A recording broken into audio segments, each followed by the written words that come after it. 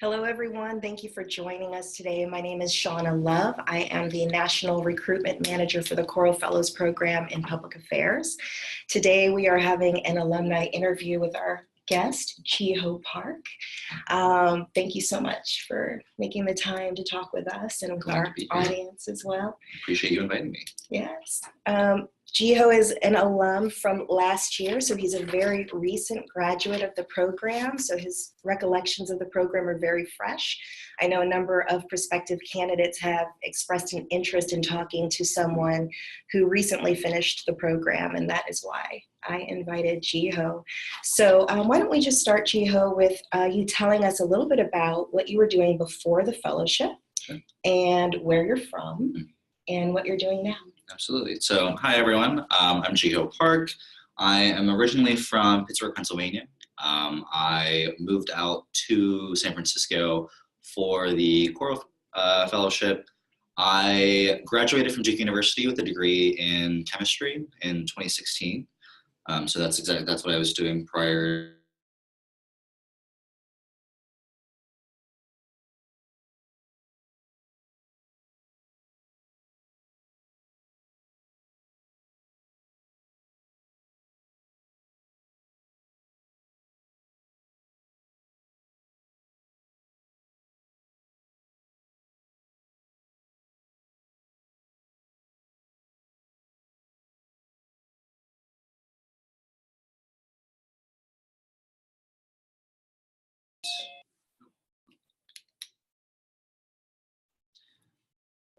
Okay, it looks like somebody perhaps just joined the meeting as well. So okay, we'll just continue. Yeah, sure.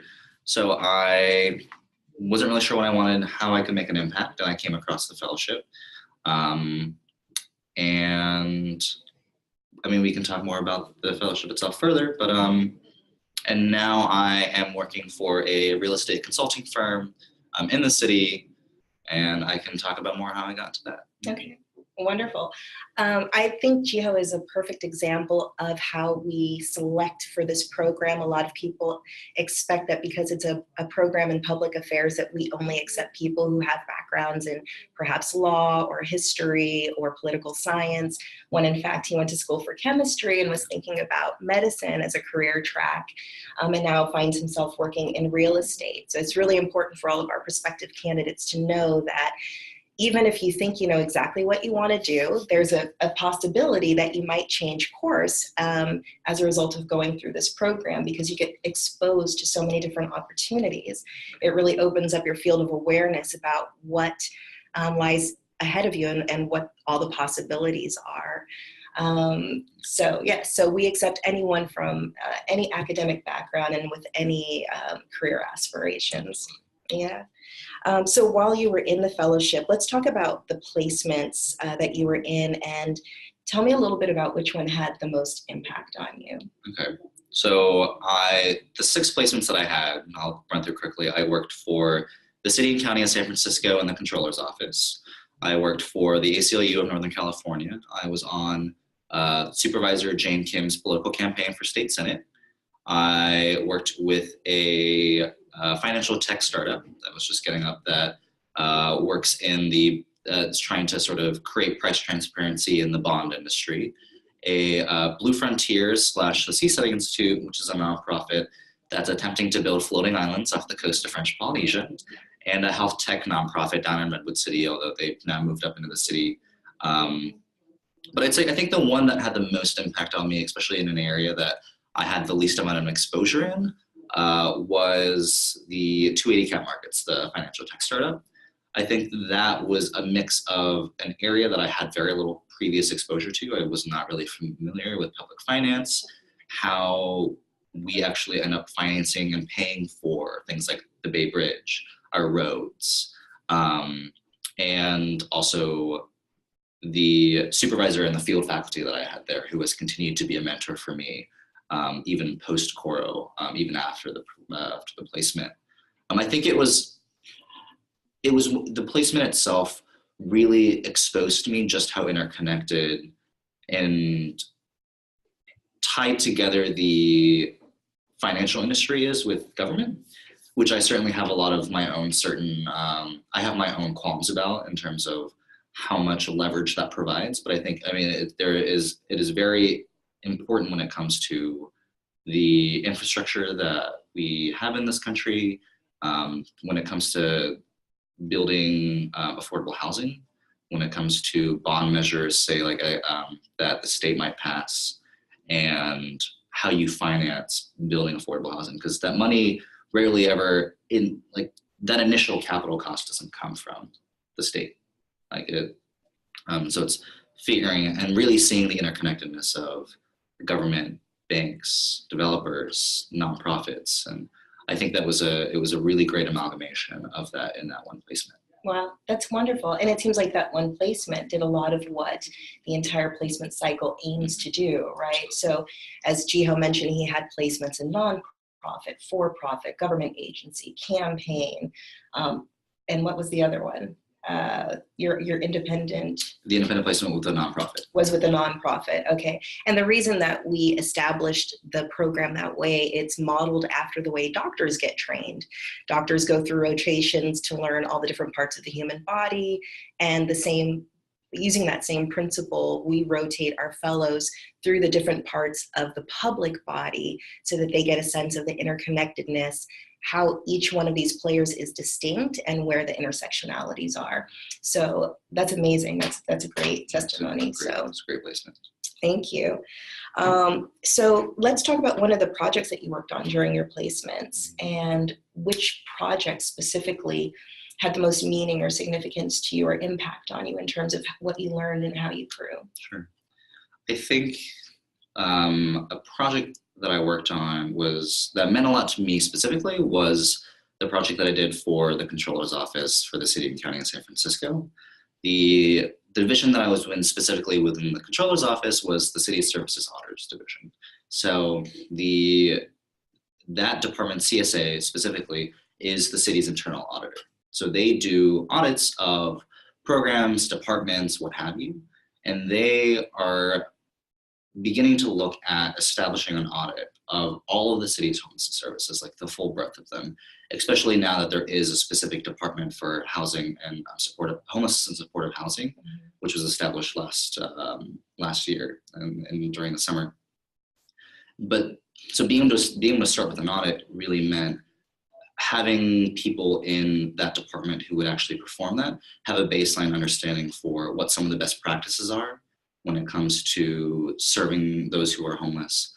And so part of that is looking at case studies for what other cities might be doing, what the academic literature might say about what are the causes of homelessness, and how do we create a full continuum of care where it's not just segmented in terms of what services are we offering when someone is newly homeless, but how do we get someone who is newly homeless back onto their feet, and then finally sort of exiting that pipeline into market rate housing, essentially. And so my responsibility for that was this very broad, very ambiguous sort of, this is what we want to start. We want to be able to do this. Where do we go from here? And so that was something where I really was finally able to tap into a skill of backwards planning that I think Coro really encourages, where you have to start. So I've got 4 weeks at this placement to essentially summarize the entire homelessness issue in San Francisco and in a couple other major metropolitan areas, and parse through and identify what some of the best practices might be, so that when they do this audit and they see what practices that the city is incorporating into their plans, what they might be able to recommend as other interventions moving forward. And so I did sort of a demographic analysis of the city of San Francisco's issues. I also looked at Washington, D.C., Seattle/King County, and Los Angeles City proper, who are all also doing amazing work in regards to fighting homelessness in their cities. And while certainly it is very much an uphill battle, and I think part of that is because there are so many interconnected components to getting people housing, getting people one of the most fundamental things that we talk about in terms of shelter, but few people having like a concrete answer for it. And I think that's because of how complicated that whole system surrounding it is, because it's not just the city being on offer services. It's not just economic empowerment. Like there are so many other components to that. Sure, sure. But it really allowed me to dive into that. And part of where I think, so there is some placement matching, I believe, at least from what we've seen, at least the fellows see on how Coro matches fellows to certain placements. And so in 2015, I had come out to San Francisco and I worked with a nonprofit, Larkin Street Youth Services, which works on the Tenderloin and assists homeless youth. And so that was a parallel for me where that was an issue that meant very much to me. And I really appreciated that Coro also gave me an opportunity to, while throwing me into an area that I had less exposure in, really allowed me to tap into a skill set that I thought that I had and a passion that meant a lot to me. That is wonderful.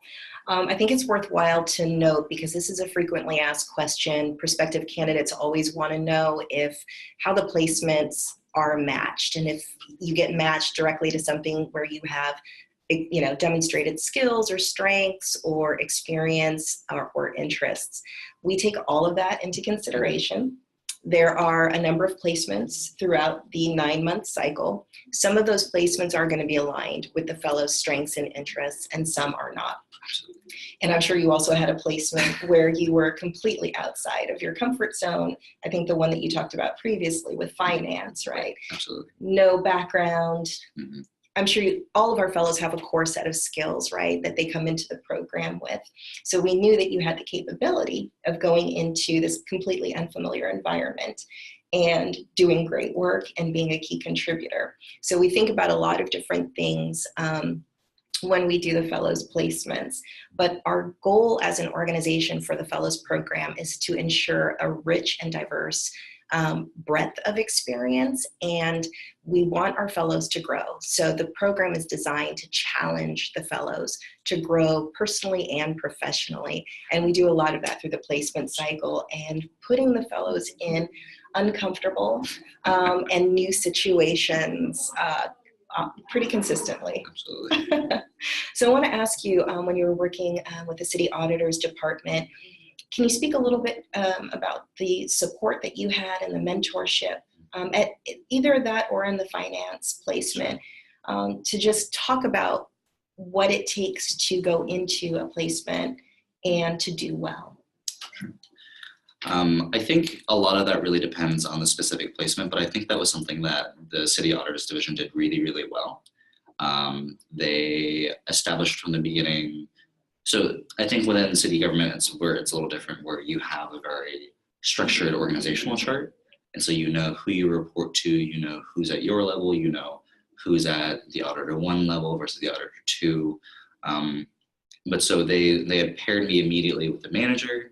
And then they also, something that I really appreciated that they did there is that they gave me a buddy, someone who I could always go to for questions if I was unsure about how to do something.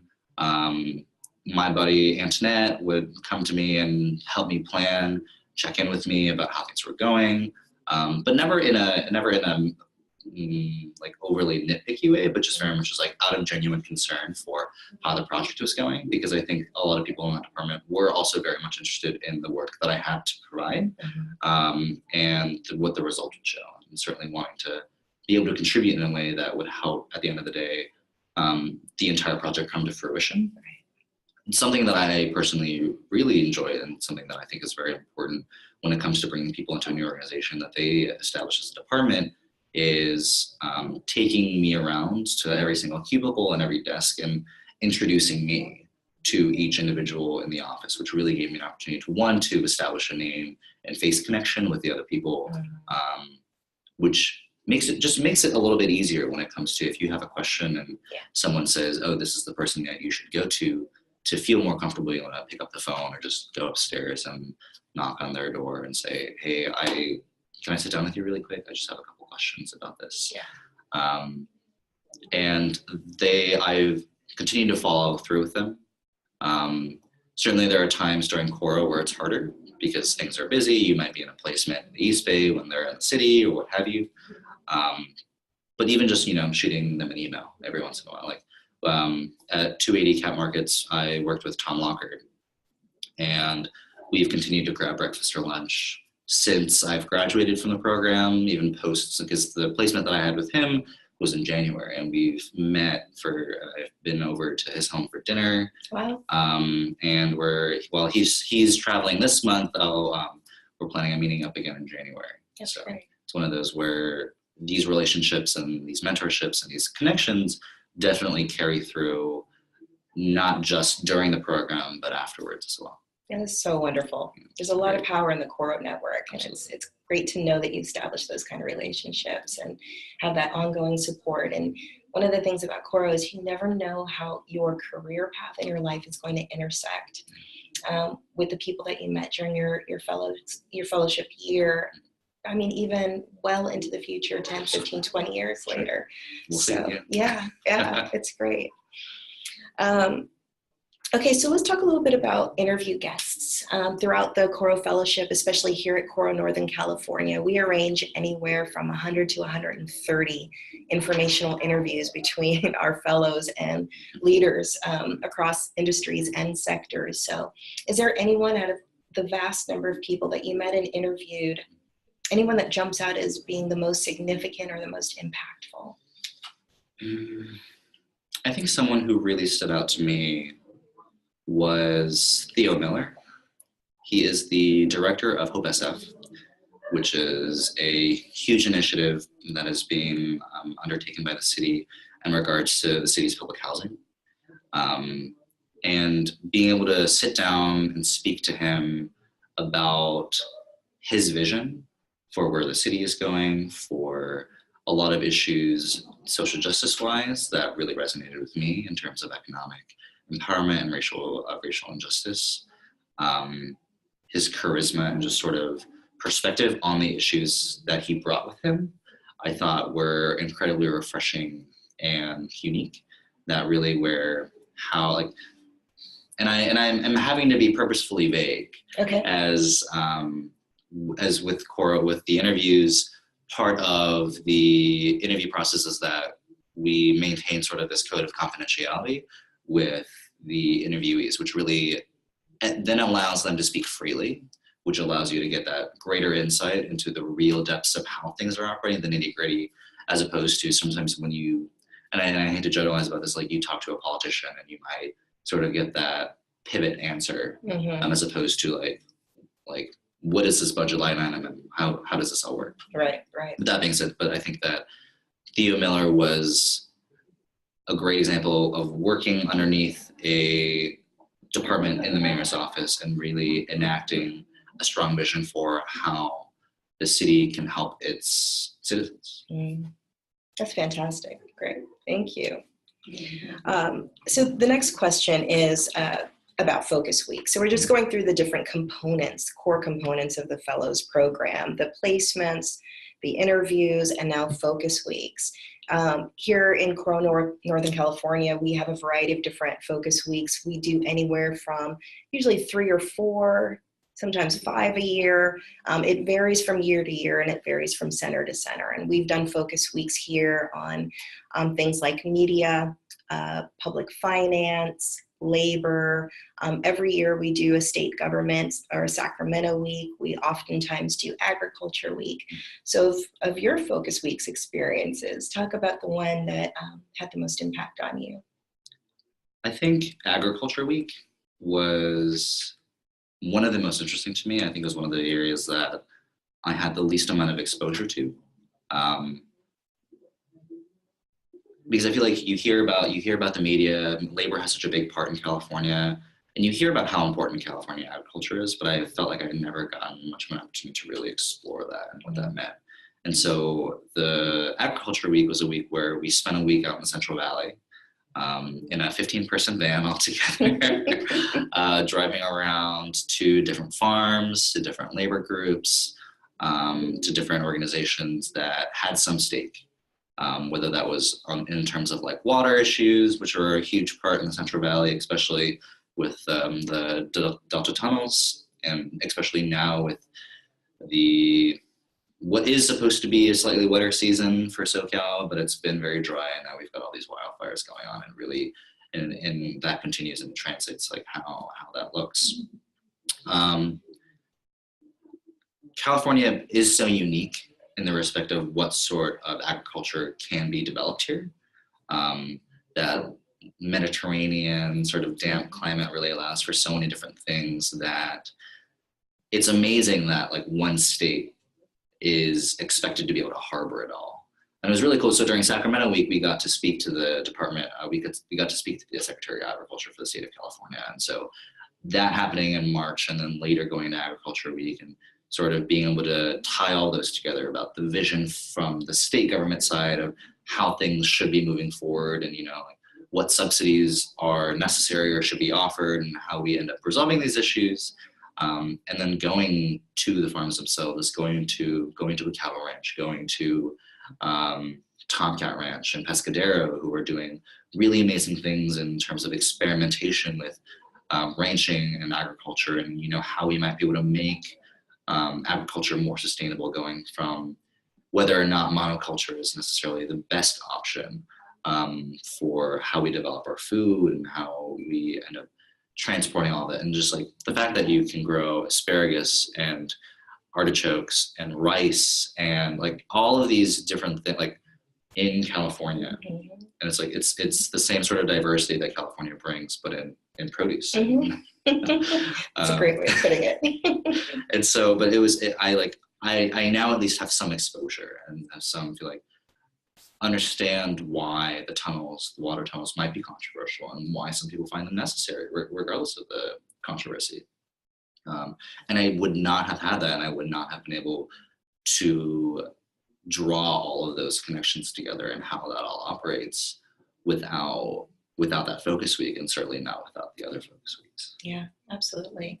I think agriculture is one of those sort of niche topic areas that unless you grow up in an agricultural area, or most people just don't have exposure to that.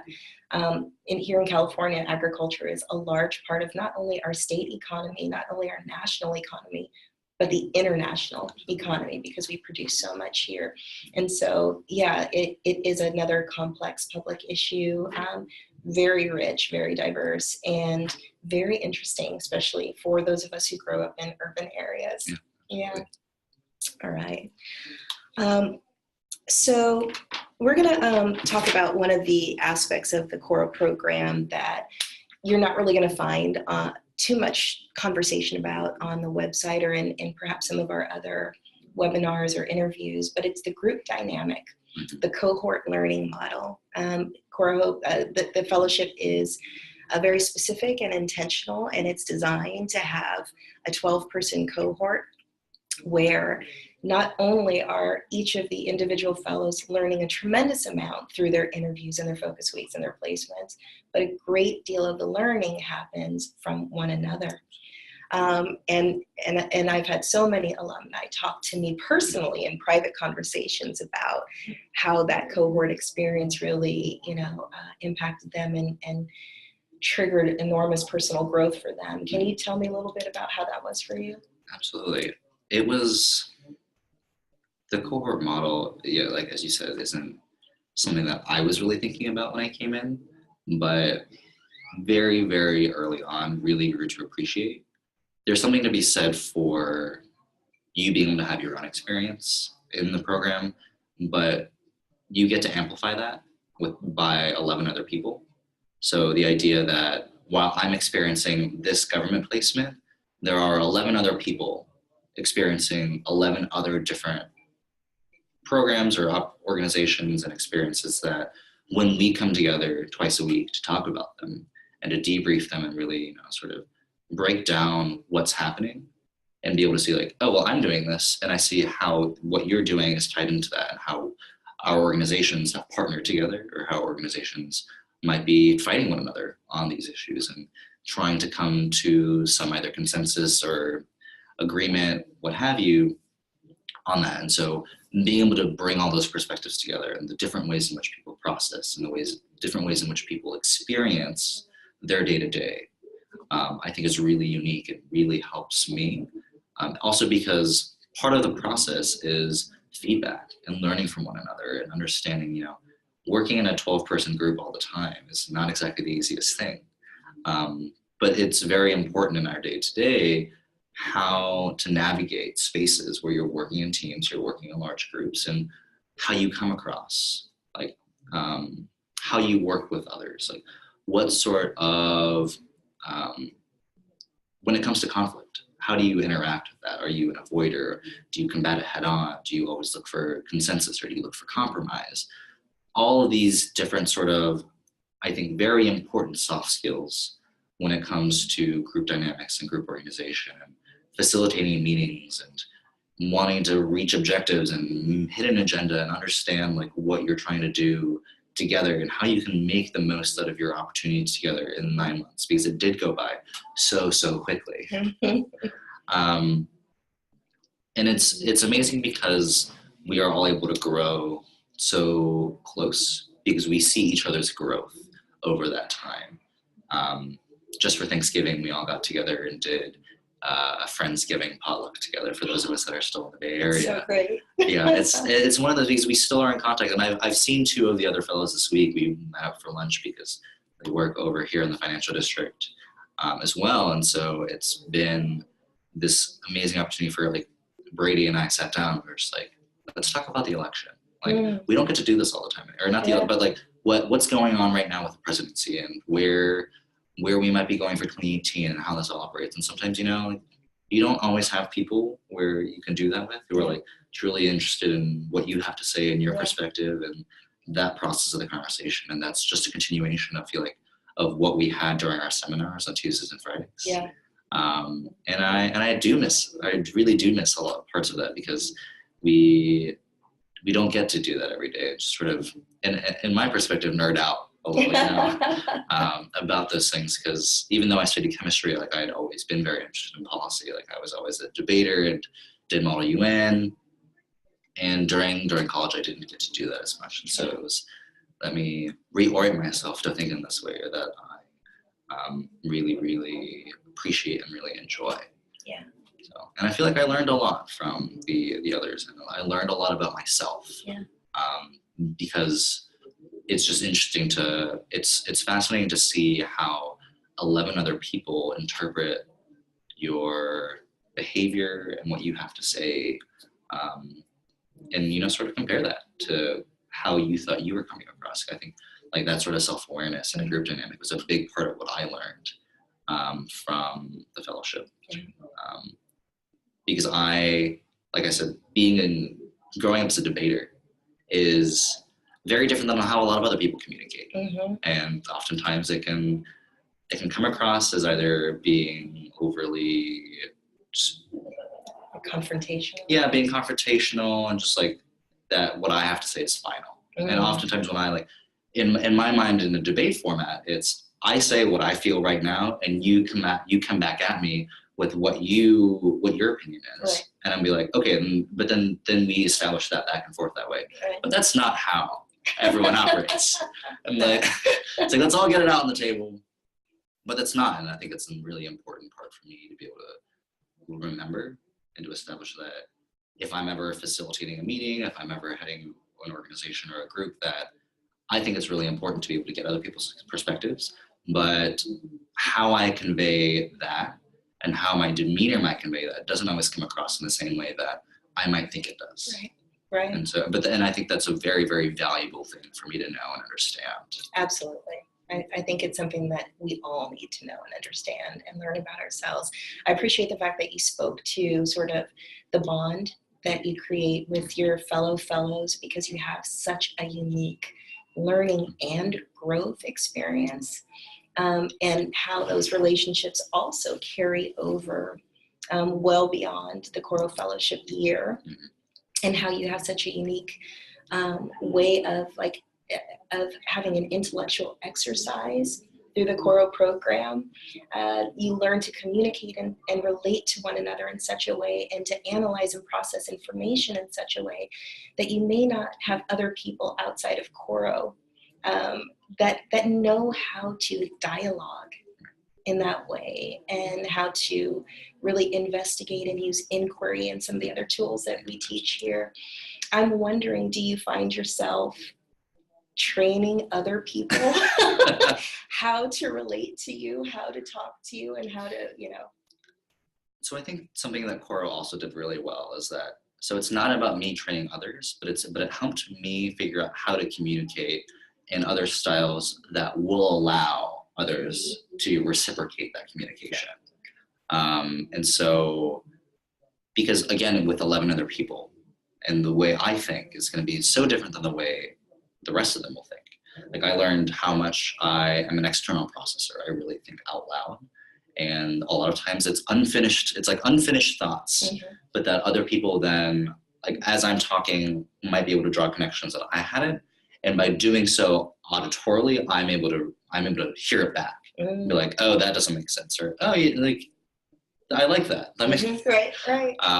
But so being able to do that, and then being able to do that in a way where those 11 other people are able to comprehend, or like when you do one-on-one, or like you're in a group of 3 or 4, being able to speak in a way that, you know, really is able to boil down your essence of what you have to say and figuring out different ways of communicating. And I think Core really helped me nuance my discourse. Because I think not like, you can't always be intellectual about it. You can't always be overly academic about it, because not everyone is always going to have access to those same spheres. Right. And only being able to talk about agriculture in a academic format is not going to translate to everyone who I think deserves a right to know about how agriculture and how all these different factors play into and affect their everyday life. Yeah. So part of it is knowing your audience. Absolutely. And knowing how to craft your delivery to match the audience, right? Yeah, that's great. Let's talk a little bit about how you, well, I think we just covered this, how you use Coro training in your day-to-day experience. So I'll move on to the next question. Actually, I'm going to jump ahead, and I'm going to check time. We're at 12:32, so we're doing good. And thank you again for everyone who's joining us right now. I hope that you're enjoying the webinar so far. I know I am absolutely delighted with having this chance to talk to Jiho. Tell me a little bit more about maybe one of the most personal things that that was an area of growth or learning about yourself. You talked a little bit about the way that you communicate and being an external processor. Was there anything else that was really like a surprise to you about yourself that you learned perhaps either through experience or through reflection or feedback from one of the other fellows? I think part of it's the communication. I think a big part of that. I think demeanor was a big part of that, and something that I've been cognizant of, but I've always really struggled with identifying. And it's sort of this idea of like first impressions, or impressions in different contexts, and how I, as someone who is male-bodied with a deep voice, can come across as intimidating. That was always something that growing up, there was some sort of association that I had with like wanting to put on a strong exterior, because I felt like, you know, that's what's going to get me somewhere, like being strong and being invulnerable. But that's not the best way to create bonds with people and to make that connection. And it's something that I still struggle with, certainly, in terms of like how to open up. Like, I think that I'm a very open book, but part of being an open book, though, is not about me initially just offering my vulnerability to you. It's about, can you poke and prod? But that can't happen if the first initial impression is I'm intimidating and I'm not open to this. Right. And I think that's a very difficult balance that I, throughout the fellowship, have struggled to strike a balance with.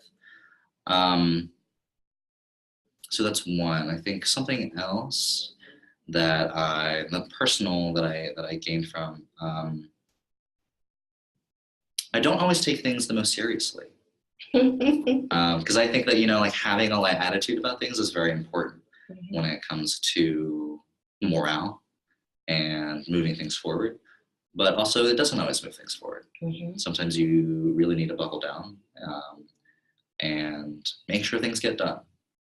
And I've always sort of had concerns about doing that and what that might do to the relationships that you have with the people that you're working with. And even throughout the fellowship, like we were all very close. And so part of that is a recognition, like when you've established that rapport with the other people that you work with, that can fade away because the understanding of what your intentions are versus what the impact is there. Like you can understand, like something that we had established for norms is that, like, like assume best intentions. And I think that's something that when people really acted on well, like people, I never thought that what someone was doing in the cohort was ill-intended. Yeah. It was always to be some betterment for the cohort, for us to all be able to grow together from that. And I think that's an important norm to establish when it comes to working in a group like that. But so being able to open up and being able to really buckle down at times where like that is needed. Mm-hmm. And people aren't going to take it personally. Like other people get that recognition. And then it's like, yeah, like this is like, we can't, when we have an interview in an hour and that was dropped on us not too long ago, like we need to get this done. You're right. And I think part of that is something that has helped me in my professional life moving forward. It's like, that's just recognition. I think like how this comes across and how I think it comes across is not always how it comes across to right. Other friends or coworkers or employees. Yeah. I think what I'm hearing in that part, and then I want to go back to the first point that you made, is that sometimes for the sake of, for the group dynamic, trying to keep things, friendly and cordial, that perhaps you weren't communicating to your fellow fellows how committed you were to the work and how focused you were on, completion and managing, project management and time management and that sort of thing. Was there a part of that, the fact that, you're thrust together in the fellows program with 11 strangers, and you are not only learning the expectations of the fellowship, you're also learning personalities, and you're hoping not to be the odd person out. And there's like this, a little bit of fear of loss of relationship or loss of approval. And you want to be the one that everybody likes, right? Am I projecting too much or assuming too much, or was that sort of part of what was going on there? I definitely think that was part of it. I think it's one of those where, because you're in a group of 12, it's one of those, you want to be able to build those bonds with people. And yeah, I've never, although I like, my confrontation style is to sort of butt heads. Knowing that sort of how I like, realizing that there were ways in which I was compensating for that. And so this sort of like self-reflection on like, how am I interacting in these sorts of scenarios and situations? Yeah, because sometimes it's like, I am fully committed to this, but I can still be loosey-goosey about it. But that doesn't always translate in terms of like what my intention is and what the impact is of that. Right. And to your earlier point about being confrontational and learning that's not everyone's communication style. There was something else that you said, and I might be losing the connection now, but it made me think about different leadership styles.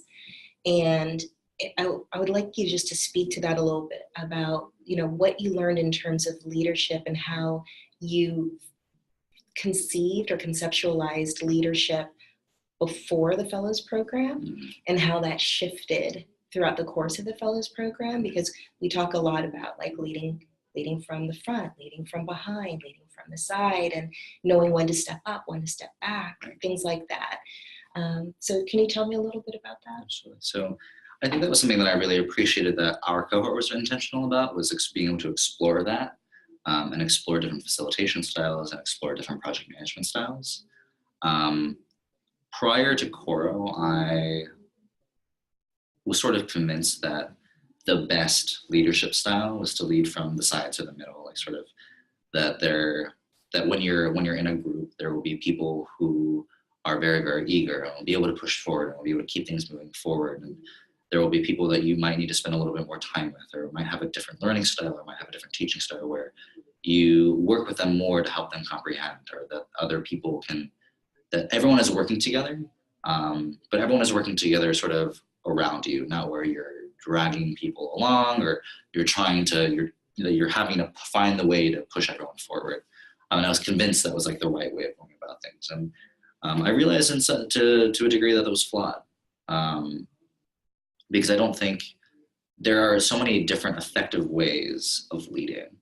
And part of that, again, is reading the dynamic, reading the group, reading how people feel about a certain project or a certain topic. Being in a position where if you are the contact matter expert of this in the room and everyone is looking for you for guidance, you can't stand up from on the side and say, like, this is how, like, what are all of your ideas? Like, people, you don't know what you don't know. Right. And so people need some fundamental basis of where to start. And oftentimes, like, people will look to you for that.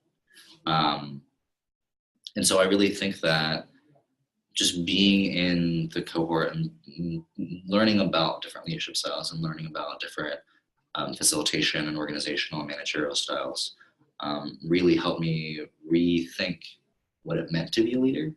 I'm definitely, I've only been out of the program for 6 months, and it's still something that I'm thinking about, especially because, this is my first serious job post-college now.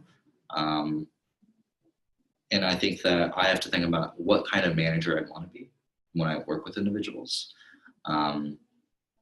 Because I'm not micromanaging. I don't consider that to be my style, but that's a management style, but it's not necessarily leadership. Mm-hmm. And it's, how do you convey that in a company? How do you convey that in an organization that is truly effective and that people will feel compelled to work with you? Because leadership isn't about getting people to work for you. It's about being able to collaborate, and it's about being able to establish a rapport with people who trust you and who are able to identify like that. This is something that you do well, and be able to bring the best out in the other people. I'm definitely still figuring that out. Yeah. Well, there's a lot to be said about the whole arena of leadership. There's a lot of literature and academia on the topic. I took a leadership class in my graduate program, and I was really quite surprised by how many different leadership theories there are out there. And I think the Coro experience gives you a really good foot in the right direction to understand what that arena is like, and give you opportunities to exercise leadership. But I think that developing your own leadership style is something that comes with time and practice and a lot of mindfulness, right? Which you learn in Coro about just, self-reflection, self-awareness, and just gauging yourself over time in that growth. So, I have high hopes that you will not only figure it out, but that you will excel. Well, I appreciate it. You're welcome. Your first job that you mentioned, the job that you're in now, first serious job after college, first serious job after Coro. How did it come about? Was it related to a Coro connection in any way? There is a tie in there. Okay. So I, post-Coro ended in June. I just pretty much started the job search post-Coro. Took a little bit of time off. I was really looking to develop a hard skill set. I felt like that was something that I lacked and that was also another thing that I was able to sort of identify through the process is, I feel better about how I can communicate. I grew, like, during college, I did a lot of research, I did a lot of writing. So those are things that I can do, but on a financial side, on like an accounting or on that sort of side, I just felt like on a managerial side, when it comes to like administrative work for an organization, I just felt like I was really lacking in a lot of those respects, because I didn't necessarily have that same sort of training that other people might have had an opportunity to in undergrad. Mm-hmm. And so I wanted to go somewhere fast-paced. I wanted to go somewhere where I really felt like I could learn. And housing continued to be an issue that came up throughout the year. Just because, again, when it comes to housing, you've got nonprofits working in that realm. You've got the government working in that realm. You have financial institutions and developers and other private institutions working in that realm. And so I was so fascinated by how that all came together. And I wanted to understand what the decision-making mechanisms were on a private side. I had a better idea for what they were like on the nonprofit side. I had a better idea for what they were like on the governmental side, post-Coro. Obviously, not to say that I fully understand the issue. But I really was struggling to identify, like, what do the developers want? What do these private institutions want? What does it mean when someone says, this is not financially feasible? What sort of return do you need on a project of what scale to be able to say, like, this should move forward, this is going to be worth it?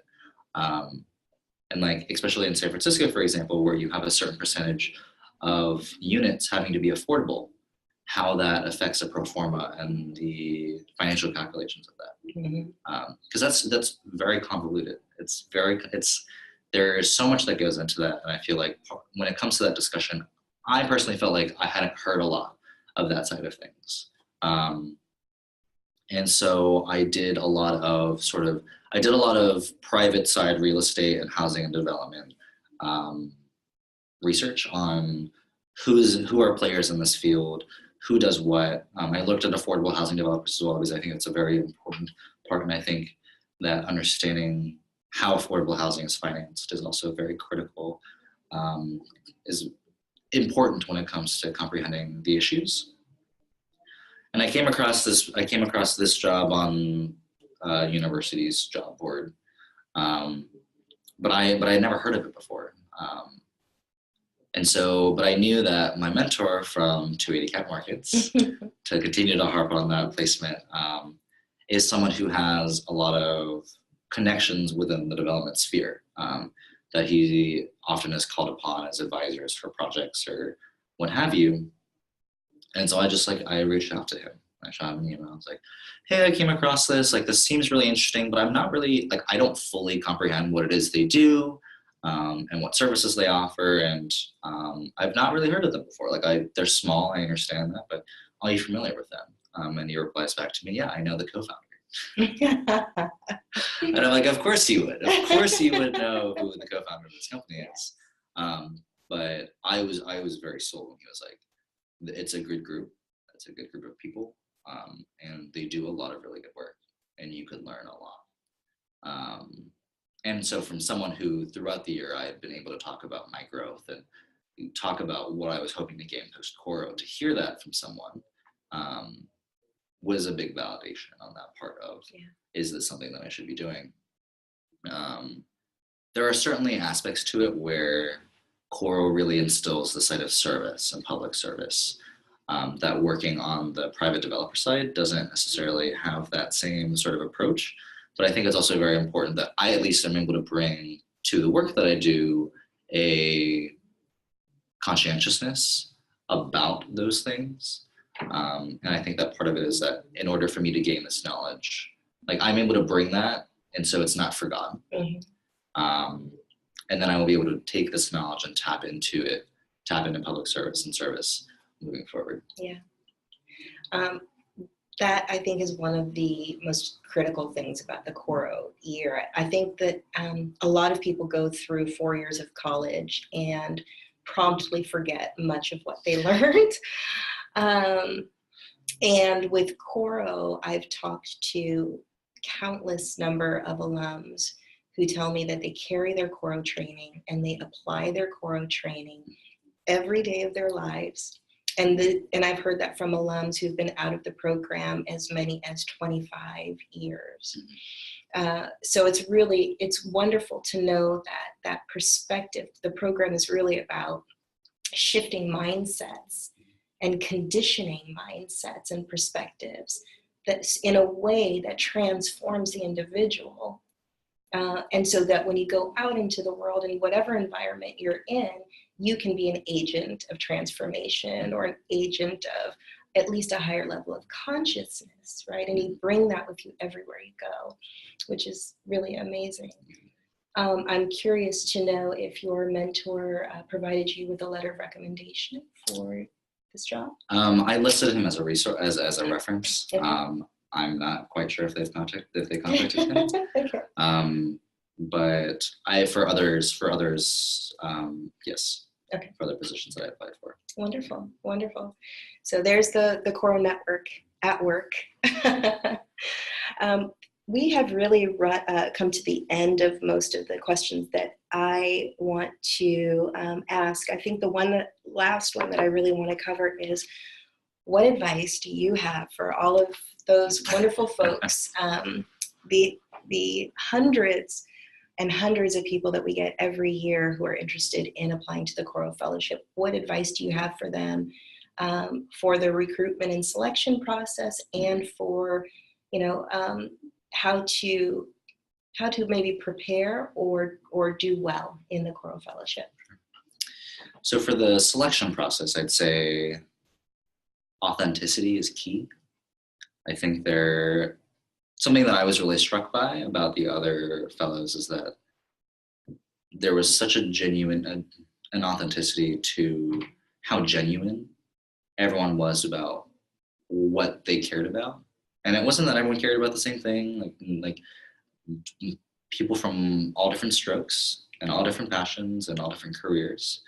But everyone was very authentic and true, and definitely had had a good degree of self-awareness about what it is they knew about themselves. Because I think that's I think that was a big part of the fellowship. I think another big part of that is to have fun with it. I think if you move through the process, there are a lot of opportunities for growth before you even find out if you're in the program. And so definitely to have a good time with that. I think though, like, your authenticity in an application really does come through when you write about what it is that you care about. And so I think that's something that's definitely noted.